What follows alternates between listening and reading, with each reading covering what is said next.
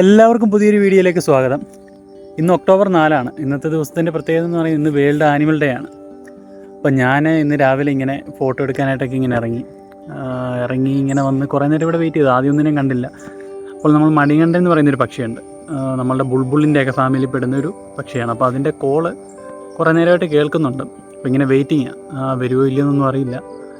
വരുവാണെങ്കിൽ ഞാൻ നിങ്ങളെ കാണിച്ചു തരാം. വളരെ മനോഹരമായിട്ടുള്ള നമ്മുടെ പശ്ചിമഘട്ടത്തിൽ കാണപ്പെടുന്നൊരു പക്ഷിയാണ് ഈ മണികണ്ഠൻ എന്ന് പറയുന്നത്. അവിടെ അലയ്ക്കുന്നുണ്ട്, കിട്ടുവാണെങ്കിൽ കാണിച്ചു തരാം.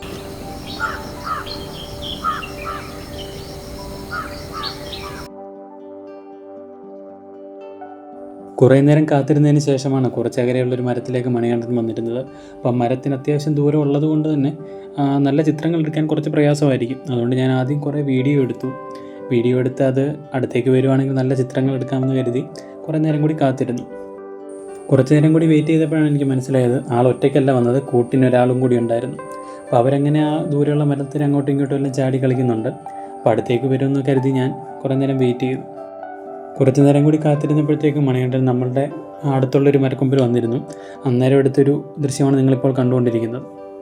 മണികണ്ഠൻ എന്ന് പറയുമ്പോഴത്തേക്കും അത്യാവശ്യം ഷൈ ആയിട്ടുള്ളൊരു പക്ഷിയാണ്. മനുഷ്യരുടെ സാന്നിധ്യം അധികം ആഗ്രഹിക്കാത്തൊരു പക്ഷിയായിട്ടാണ് എനിക്ക് തോന്നിയിട്ടുള്ളത്. നമ്മളുടെ ഒരു പ്രസൻസ് മനസ്സിലാക്കി കഴിഞ്ഞാൽ പെട്ടെന്ന് തന്നെ പറന്നു പോകുന്ന ഒരു സ്വഭാവമാണ് മണികണ്ഠനുള്ളത്. എന്തായാലും അവർ രണ്ടുപേരും കൂടി ഇരിക്കുന്ന 1-2 ദൃശ്യങ്ങൾ എനിക്ക് പകർത്താൻ കഴിഞ്ഞിട്ടുണ്ട്.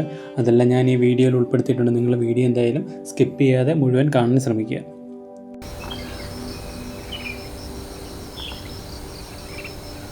പശ്ചിമഘട്ടത്തിൻ്റെ ഭാഗമായിട്ടുള്ള കാടുകളിലും കാടിനോട് ചേർന്നുള്ള പ്രദേശങ്ങളിലും കാണാൻ കഴിയുന്നൊരു പക്ഷിയാണ് മണികണ്ഠൻ. ഇംഗ്ലീഷിൽ ഇവർ അറിയപ്പെടുന്നത് ഫ്ലെയിം ത്രോട്ടഡ് ബുൾബുൾ എന്ന പേരിലാണ്. മഹാരാഷ്ട്ര മുതൽ കന്യാകുമാരി വരെയുള്ള ഭാഗങ്ങളിലെ ഇലവൊഴിയും കാടുകളിൽ നമുക്ക് മണികണ്ഠനെ കാണാൻ കഴിയും. തൊണ്ടയുടെ ഭാഗത്തെ തീക്കനൽ പോലെയുള്ള കളർ കാരണമാണ് ഫ്ലെയിം ത്രോട്ടഡ് ബുൾബുൾ എന്നിവർക്ക് പേര് വരാൻ കാരണം. മിക്ക ബുൾബുളുകളെയും പോലെ മണികണ്ഠനെ ശ്രദ്ധേയമാക്കുന്നത് അതിൻ്റെ വർണ്ണപ്പകിട്ടാണ്. നാട്ടുബുൾബുളിനോളം വലിപ്പവും ആകൃതിയിൽ ഒട്ടേറെ സാമ്യമുള്ള കാട്ടുപക്ഷിയാണ് നമ്മൾ ഈ കാണുന്ന മണികണ്ഠൻ. തലയിൽ ശിഖയില്ലെങ്കിലും തലയും പിൻകഴുത്തും തലയുടെയും മുഖത്തിൻ്റെയും പാർശ്വഭാഗങ്ങൾ ഇവരുടേത് കറുപ്പ് നിറത്തിലായിരിക്കും. തൊണ്ടയുടെ ഭാഗം തീജ്വാല പോലെ ഓറഞ്ച് നിറത്തിലും കാണപ്പെടുന്നു. മണികണ്ഠൻ്റെ പുറംചിറകുകളും അതുപോലെ തന്നെ ശരീരത്തിൻ്റെ കൂടുതൽ ഭാഗത്തും ഇളം പച്ച കലർന്ന മഞ്ഞ നിറത്തിലായിരിക്കും കാണപ്പെടുന്നത്. തിളക്കമുള്ള കറുത്ത തലയിൽ വിളറിയ മഞ്ഞ നിറത്തിൽ കാണപ്പെടുന്ന ഒരു കൺപടലം ഇവർക്കുണ്ട്. അത് വളരെ മനോഹരമായിട്ട് തന്നെ അവരുടെ മുഖത്ത് എടുത്തു കാണാൻ നമുക്ക് കഴിയും. ഇവരുടെ വാലിൻ്റെയൊക്കെ അഗ്രഭാഗത്ത് വിളറിയ ഒരു വെള്ള നിറത്തിലായിരിക്കും കാണാൻ കഴിയുന്നത്. മണികണ്ഠൻ്റെ കൊക്കിൻ്റെ നിറം കറുത്ത കളറിലായിരിക്കും.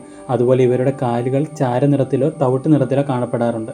ഇവരുടെ ആൺപെൺ പക്ഷികൾ തമ്മിൽ രൂപത്തിലും നിറത്തിലോ ഒന്നും യാതൊരു വ്യത്യാസവും ഉണ്ടായിരിക്കില്ല. രണ്ടുപേരെയും കാണാൻ ഏകദേശം ഒരേ രീതിയിൽ തന്നെയായിരിക്കും ഉള്ളത്.